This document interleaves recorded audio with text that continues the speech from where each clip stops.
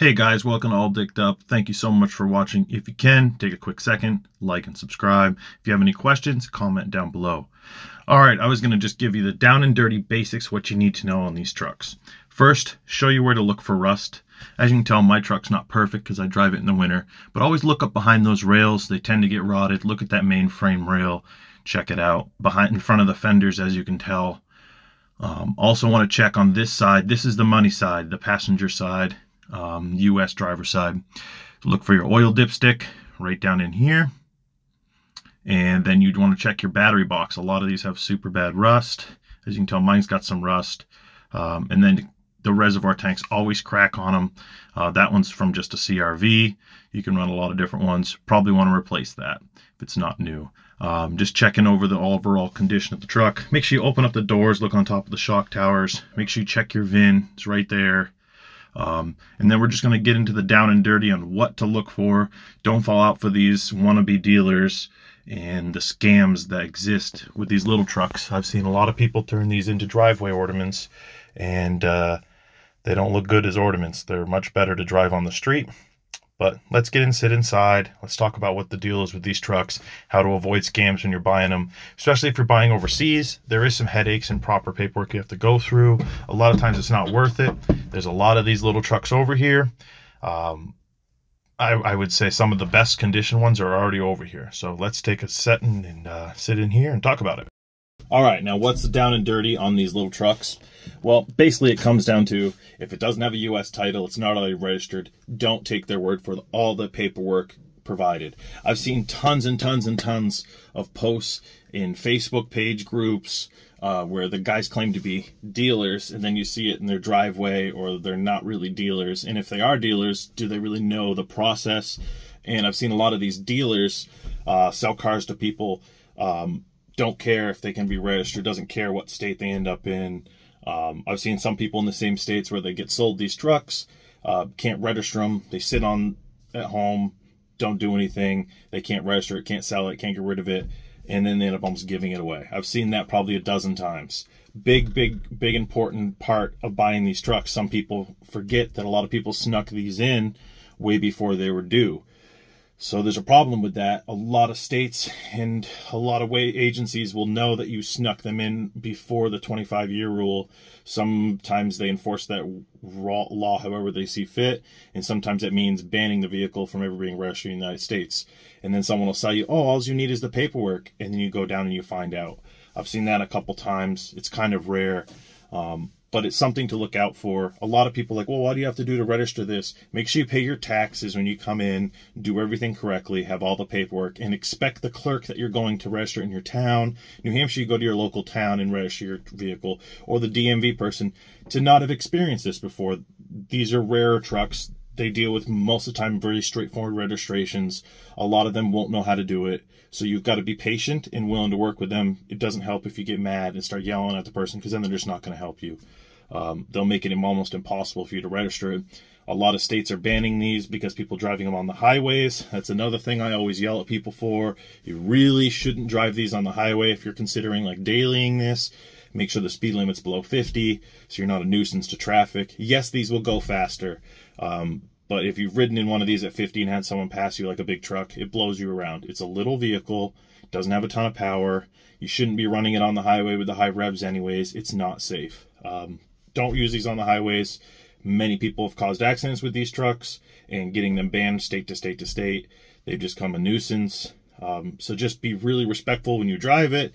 Don't break any laws, so then these trucks won't get ruined for the rest of us. Because I enjoy using this as like an everyday service vehicle, going out, picking up stuff, working with it, and it's really handy for me.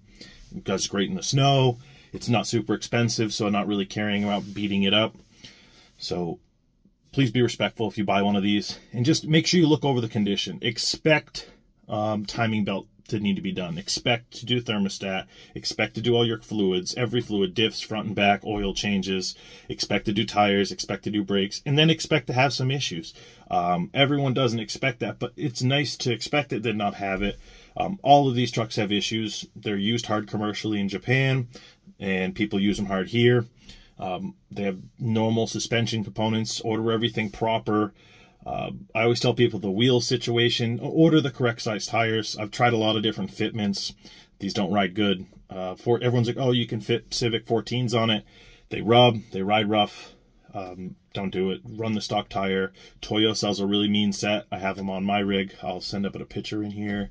But as a mechanic and just driving it every day and actually using it, the small tires, they look a little silly, but it really runs nice with them. It doesn't slow it down. It doesn't have a ton of power, so you're already, robbing from it, putting on a bigger wheel.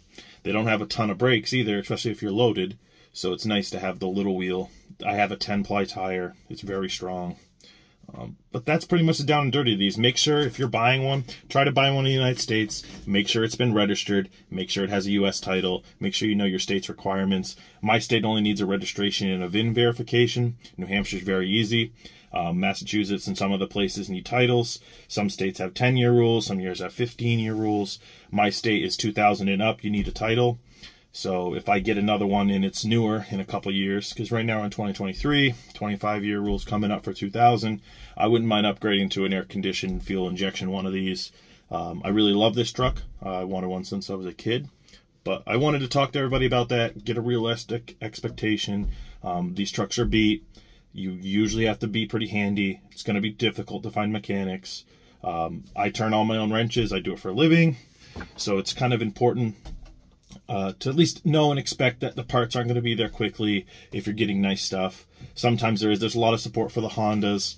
But just remember that when you're buying a mini truck. Hope this helps you guys out. If you have any questions, feel free to comment down below. I just wanted to make a quick end video on the tire situation. I know everyone's like, what do you do for tires? Yes, it's a pain. You're not going down to your local tire store and buying a tire. 145, 80, R12. And these are Toyos.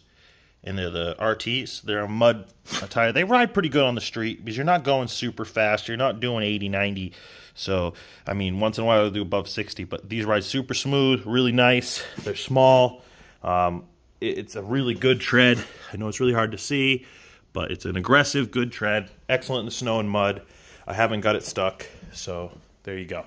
So, there's the video. There's everything you need to know kind of about mini trucks. The basic Honda once over. If you're buying a Honda Acty, this one's a 1994. That's the down and dirty. Expect some light issues. Expect to do maintenance. Try to at least do it yourself. If you're not super mechanically handy, make sure you have that set up before you buy it. Check over the areas I've said. A lot of these trucks sometimes smoke. Just check, make sure everything's running good. Try to find the stockest truck as possible and try to keep it as stock as possible. Just because they work the best that way. They're really good to run around. Everyone loves them when you drive them around. It's a really rewarding experience. No one seems to ever hate the mini trucks. Everyone loves it. It always turns heads. So if you guys can, just go down there in the comments, ask any questions you want. I try to get back to them within a couple days. And if you can throw me a like and subscribe, that would really help me out. Cool. Thank you guys for watching. I hope this video is helpful in some kind of way. I wish I kind of knew about the tire fitment issues. I hope that helps. I know a lot of you guys are worried about tires. Get the stock size rims, get the stock size tires. It rides the best. It looks silliest. You can put 14s on. 15s are even worse. I've tried different size tires. You really want to stick to the original size. It just rides the best. They're not really made to upgrade as much, and they're super capable stock. So thanks again for watching.